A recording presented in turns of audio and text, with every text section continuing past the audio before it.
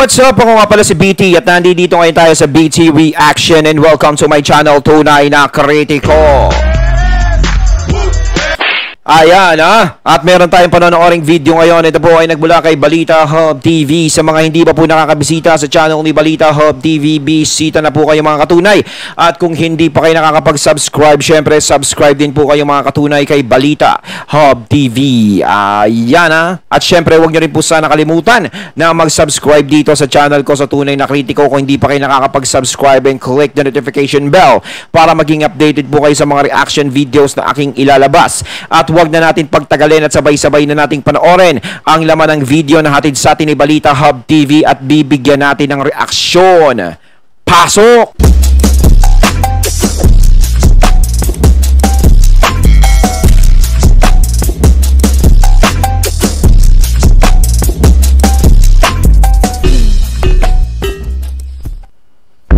Ayan mo kay Sir Jake Marcos dito. Ayan, suki.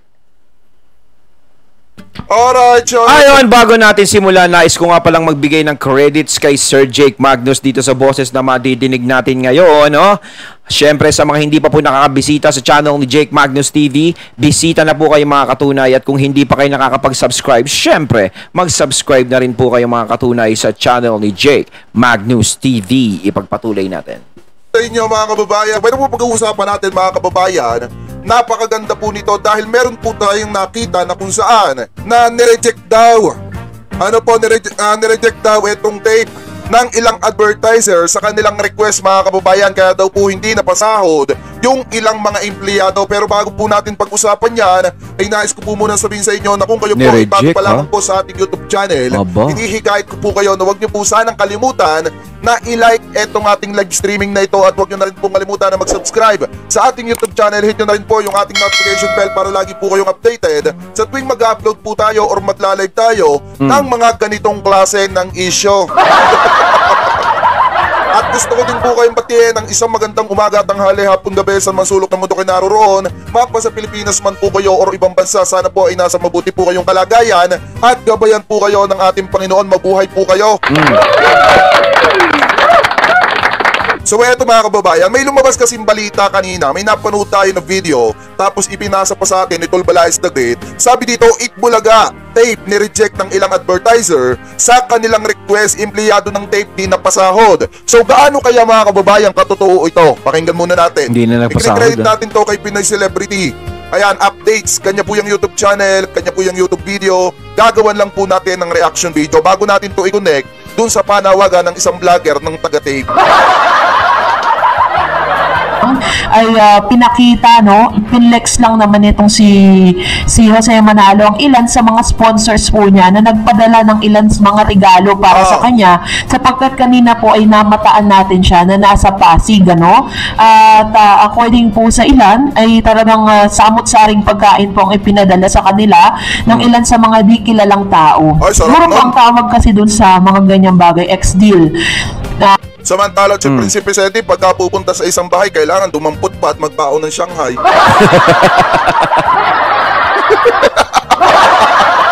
Hindi, tunay naman kasi. Di ba? Pagka si Prinsipe Seti pupunta doon sa isang makikikain, tapos ang pinakamasakla pa doon mga kababayan, makikikain na nga, nag-Sharon pa. But anyway, sasambitin mo, babanggitin mo yung pangalan ng sponsors o yung nagpadala ng gift or anything to you, tapos yun na po yung kabayaran dun po sa mga na consume or pinadala po nila sa inyo. Katulad po kanina, nagpadala po ng lechon, ng kung ano-ano mga regalo, tapos may sponsors pa po itong si Mr. Jose Manalo na naggawa ng personalized t-shirt niya as a mayor, nakakatuwa kasi may mga Dover cards talaga tayo na na-appreciate. In that way, ganun po nila pinapakita yung pagmamahal. And of course, syempre, happy birthday to Ice. Nag-celebrate siya pero ito ang pinakamatindi sa lahat. Ayon po sa ilan sa mga source, sa mga eto mga kababayan, pakinggan nyo ha. Mamaya i-connect natin. Mamaya ako bibigyan ng reaksyon. Oy, mamaya kayo mag-react, pakinggan nyo muna to. pagkakatiwala ang source na kasabay nga ng pagbaba ng ilan sa mga advertisers at pagkalas na nga dito po sa Tape Bulagta, meron po silang mga request kasi kumbaga ang advance payment po kasi na hiningi sa kanila ng mga advertisers, yun po yung kanilang ginagamit para po mag-circulate dun sa budget na ginagastos nila araw-araw dito po sa nasabing show.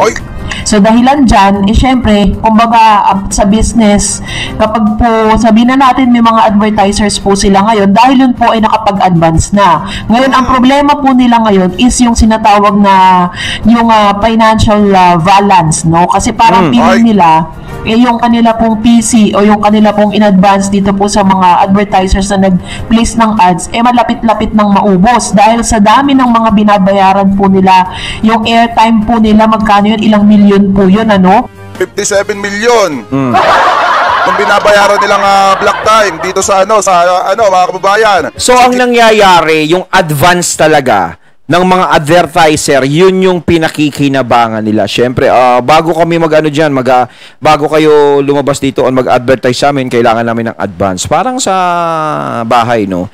Kung titira kayo dito, kailangan may 1 month advance, 2 months deposit, parang.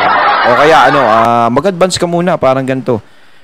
Kumbaga, issue ng ginagamit ng kabila para tumakbo yung programa nila. Kasi alam naman natin, no, nakakarating sa atin na hindi ganoon kalakas, no, lalong-lalo na yung mga advertiser is hindi naman ganoon, 'di ba, sa kanila.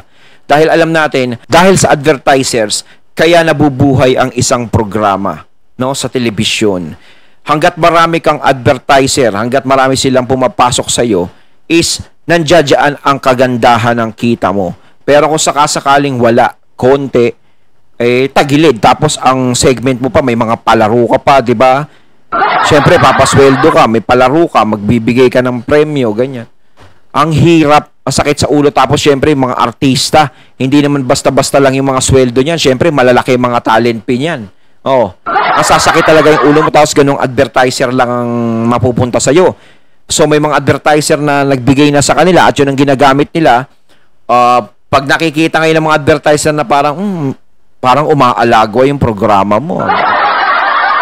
Diba? Minsan magdadalawang isip ka. Ang mahirap dyan, kapag hindi nag-success at mag-pull out, ayun ang mahirap. GMA7. So ngayon, ang punto kasi natin dito, yun pala minsan, diba, sa QR may nakalagay na Palawan. So ibig sabihin, nag-i-sponsor ang Palawan. Dito sa Tape Bulaga, mga kababayan. Tapos, kung makikita nyo, Bingo Plus. So kaya pala nag-i-stay yung Bingo Plus at saka yung Palawan, di umano mga kababayan, ipagpalagay natin, yun ang gawin nating halimbawa. Kaya pala nag-i-stay yung mga na-advertise dito sa Tape Bulaga, mga kababayan, ay dahil makapag-advance. Wala na silang magagawa. Payment, mga kababayan, dito sa Tape Bulagta. Wala nang magagawa kapag nakapag-advance payment na sila. Talagang titiisin nilang nila, no? Kung bahala na, parang gano'n. So ngayon, ang punto kasi natin dito, mga kababayan, nag-request daw etong Tape Incorporated dito sa mga iilang advertiser nila. Na baka pwede na mag-advertise uli, ganun mga kababayan, pero ni-reject daw po. Nako.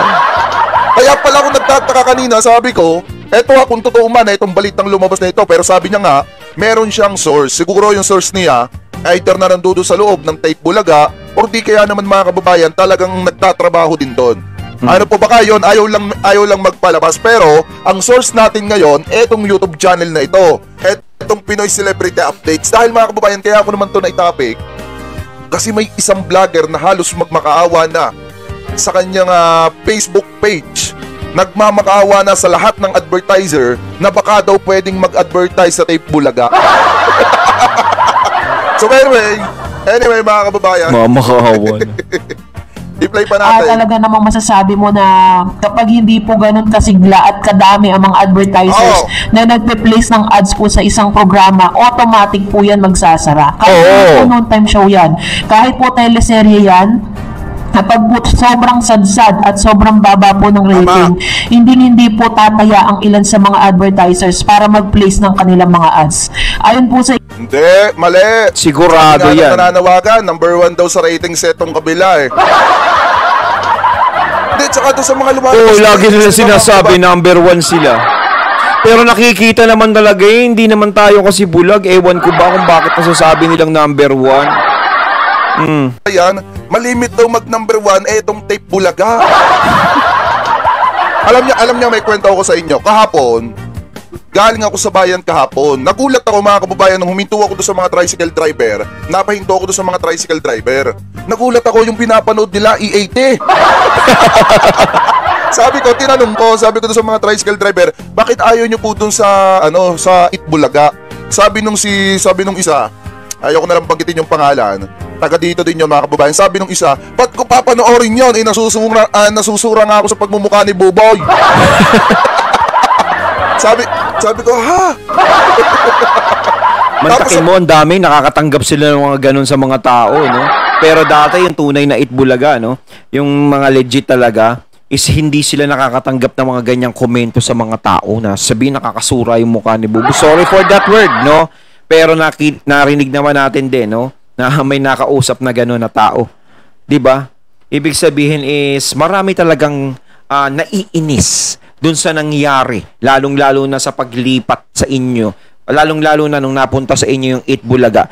Kasi okay lang sana, sige, napunta sa inyo yung Itbulaga kung hindi na kayo nakikisali, 'di ba? Hindi na kayo parang nagyayabang-yabang pa, gano'n, nagpaparinig, kaso wala, nakikisali din kayo.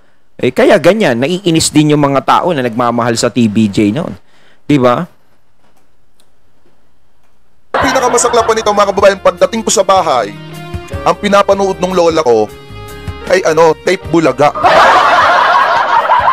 Yung lola ko medyo hindi na gaanong nakakarinig, tapos medyo hindi na gaanong, alam niyo, medyo makakalimutin na. Ang pinapanood niya, etong tape bulaga. Sabi ko, ba't yan ang pinapanood mo la? Di ba yan si Joey? Sabi ng lola ko, di ba yan si Joey? Sabi ko, alin dyan? Yan, kasama nung nakasalamin, si Orme, mga kababayan. Ang tinuturo niyan si Master Joey Tilion. Si Buboy! Huwag kayong ganun, oy! Kaya tawa ako ng tawa kahapon. Sabi ko, bakit ganyan? Ba't yan ang pinapanood mo la? Di ba yan si Joey? Yung pala si Buboy. So anyway mga kababayan, matanda na kasi hindi na gaanong nakakaalala, tapos kailangan mo pang akayin para makapunta sa TV. Tapos ang pinakamasaklap nito, hindi gaanong nakakarinig kung hindi mo pa ibubulong. Pero natatawa talaga ako. Pero anyway mga kababayan, natopic lang natin dito. Ang punto kasi natin dito, eto na kaya yung mga pahiwatig kanina. Di ba katatapos lang natin talakayin yung nakakaawang panawagan. Ngayon nasundan pa nito mga kababayan. Nasundan pa nito. Kasi mga kababayan, di ba lagi nilang isinisigaw number 1 sila sa ratings ngayon? Ang kauna-unahan na nung time showdown na pinapanood ng taong bayan, walang iba kung hindi yung Itbulaga. So ang punto kasi natin dito mga kababayan, kaya lang naman nagda-number 1 ng Itbulaga kasi nga marami sa mga tao, katulad nung lola ko, kaya ako naikwento na medyo malabo yung mata. May mga ganun kasing tao na nanonood ng Itbulaga kasi akala nila ang nasa Itbulaga pa rin ngayon ay ang Tito Vic and Joey. Gaya nga nasabi ko kanina mga kababayan, ang TV5 kasi hindi nasasagap dito sa kinatatayuan ng bahay namin. Pag binuksan mo yung TV5 automatic, parang may mga kuto sa TV. So ngayon mga kababayan, since mas maliwanag sa YouTube, ang napalagay doon yung Itbulaga. Nakala ng lola ko, ang nandoon ay etong Tito Vic and Joey pa rin. Kumbaga, number 1 talaga. At hindi naman natin maitatanggi. Number 1 talagang Itbulaga. Noon, nung jadyaan ng TVJ. Pero nung nawala, ayun nga sinasabi ni Sir Jake, baka mamaya syempre malabo yung mata na ng iba, na syempre pag habang tayo tumatanda, mamaya, akala nila TVJ pa rin, tayo sila ng intay, no? Kaya meron nga ako napanood yung lola no, antay siya sa TVJ, yung napanood ko rin sa social media, antay siya, ba't walang lumalabas na Tito Vic and Joey dyan? Binato ng chinelas yung TV. Sa sobrang inis niya di ba? Mga kababayan, kaya lang naman lumalakas ang Itbulaga ngayon kasi meron tayong mga kababayan na hindi alam ang tungkol sa isyong ito. Nang akala nila ang nasa Itbulaga pa rin ngayon ay ang Tito Vic and Joey. Pero marami na nga ang mga mulat at gising mga kababayan na alam nilang wala na, kaya wala nang gaanong nanonood. Di ba? Pagpatuloy pa kapitan na naghihingi nga, nagre-request nga di umano, ito pong tape bulagta ng parang advance na naman para po dun sa mga advertisers po nila, para po meron silang tinatawag na revolving fund para po dito. Pero tatakan ko, mayaman naman po ang halushos. Napakarami po nilang businesses, tapos yung iba nila politicians po for the longest time, for 43 years. Ay, mayroon ako na panaginipan tungkol dito, mga kababayan.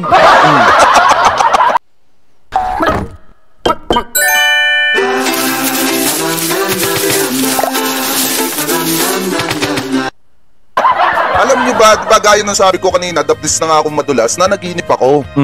Yun daw negosyo, mga kababayan, no, ni ganito, ni Juan, nalugi na daw po yung iba. Yung negosyo ni Juan nalugi na daw po yung ibang negosyo ni Juan. Kaya daw po ngayon, sa Itbulaga na lang daw po kumakapi. Kasi nga daw mga kababayan, na ito daw si Pedro, gusto daw pong mag-artista. Ngayon mga kababayan, syempre may ambisyon yung isa, ito si Pedro na mag-artista. Ito naman po si Juan, yung mga negosyo ng kanilang tatay na si Don Pahulyo o si Don Julio, mga kababayan, yung iba daw pong business na lulugi na. Kaya daw po itong dalawang anak ni Don Julio na si Pedro at saka si Juan ay kumakapit na lamang daw po sa Itbulaga. No. Yun po yung napanaginipan ko kagabi. So anyway, pinapatuloy pa natin. Siyempre, ang laki na rin po ng kinita nila kasi according to Tito Sen, diba, dun sa kanyang statement na bilyon ang kinikita nila kada buwan, tas milyon kada araw. Kaya po dun po laki, sa case no? Na final nila sa copyright, diba, milyon po yung hinihingi nila for playing their videos without the consent of TVJ. So yun po yung kanilang hinahabol dun kasi ganito po yan. Ang TVJ po ay hindi directly empleyado ng tape. Sila po ay talents lang. Ibig sabihin, yun ang sinasabi nila eh. Pero ang sinasabi naman ng legal counsel ng Tape Incorporated na empleyado daw nila ang TVJ tsaka si Jenny Pere. Kaya karapatan lang daw di umano nilang kunin kung ano po yung mga ginawa nila. Sabi ni Kuya Brickong, halusos, lus-lus na pera nila. Gusta. Yari na eh. They are working sa tape. Pero magkaibang identity kasi yun. Yun yung pinaglalaban. So, yun nga ilan sa pinakamalaking problemang kinaharap ngayon ng Tape Incorporated kung paano po nila ipagpapatuloy ang show.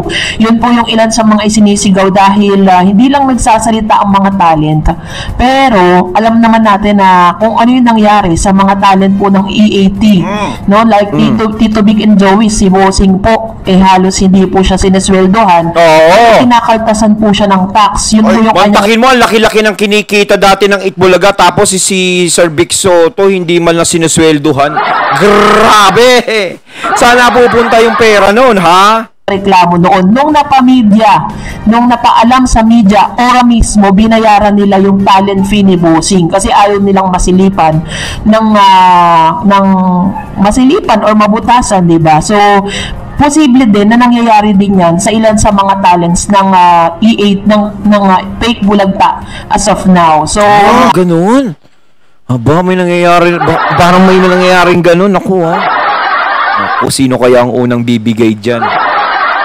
Kung totoo yun, sinasabi nga dito, nadidinig natin. Tayo nakikichismis lang tayo. Tayo magulat kung bigla magkaroon na po ng ilan sa mga host dyan na mawawala. Ayun, at ating natunghayan ng video na nagmula kay Balita Hub TV at syempre natunghayan din natin ang boses na yan na nagmula kay Sir Jake Magnus. Ayan, kayo mga katunay, ano masasabi nyo tungkol dito sa video na binigyan natin ng reaksyon? Haba, umusok ng amoy. Parang inano ni ate, no? Syempre, credits din kay ate. Siniwalat. Nako. Comment lang po kayo sa comment box mga katunay sa mga masasabi nyo. So once again, I'm BT and I'm out. Peace.